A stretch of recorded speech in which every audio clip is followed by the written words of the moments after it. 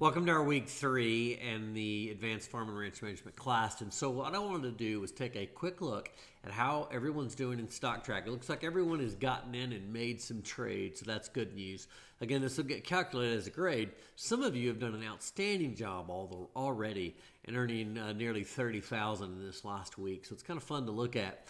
What I wanted to do this week is just take a look at that part of the class. I want to remind you again on how the trading works, and I want to take a look at some cattle on feed reports, and let's see what the market did with those. It may give you some insight as you're trading in the future. Let's take a look. All right, when I come to our class, it looks like I get to the rankings of the class, and Garrett is pretty much stomping everybody's rear at nearly $30,000 in additional funding since he started working here. We've got some people following below him, making good money for this last week. And then I've got myself in here not trading enough with only one trade. Then we've got, but everybody's trading, so that's good. Mackenzie's down here at the bottom and needs to probably work on her trades. Now, again, you're just doing this as a speculator, trying to kind of look at market trends and prices. So what I want to do is jump over to the futures market, and I jumped right into feeder cattle futures, and I'm looking at the October contract, which is currently the one I'm trading with. It's at 132.65. I got in at 134 up in here, and so it's kind of backed off from me, so I'm losing money here right now. I thought it might be interesting to go look at places you get news. So I went to Drover's Cattle on Feed report, which was focusing on a bullish May. In other words, lots of placements. There's a video here that goes through this, but as I read through here, it talked about some risk back in May of the grain markets pushing higher, and that would cause costs to go up. But we talked about a large part is the potential to be bullish in the market as far as placements in the feed yards and moving cattle through. Cattle slaughter, it talked about being slightly above the previous year in May.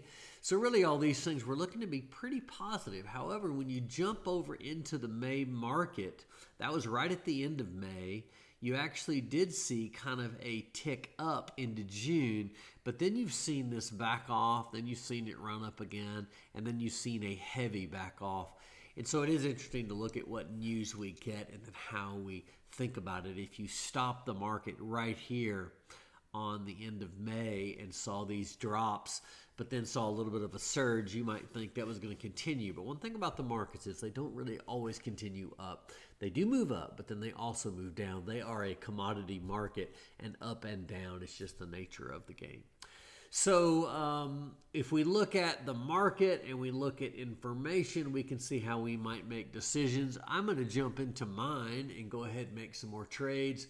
I'm going to go into my portfolio and look at my open positions. Market really hasn't opened for me yet on this feeder cattle, but I'm going to look at a trade on the feeder cattle. I've got long on, it looks like just one contract. I'm going to come in on this same contract and do another buy to add to it. I'm looking at the livestock markets. I'm looking at feeder cattle. I am looking at an October of 19 contract. I'm going to look at coming in with two contracts this time, again at the market. And let me preview. Remember, every time you make a trade, you need to tell me why. And what I'm trying to do is I'm trying to average cost my way down. So I'm going to go ahead and confirm that's my plan. And I'm going to place that in the market. And now I'm going to have not just one contract, but I'll end up with two contracts waiting on the market to order. I don't know if it'll show me that right away. It does. It shows me I'm 3 contracts in now, and it's going to start calculating what happens here on me. All right, well, hopefully this gives you a little insight to the week. Looks like everybody's got started trading, so that's what I was after for the week. So let's move on to some other topics, but I wanted to review where you are right now with your futures contracts. Keep trading, keep it up, monitor your contracts slow, try to get into them slow, and try to exit when you see potential. So see how you do. Thanks.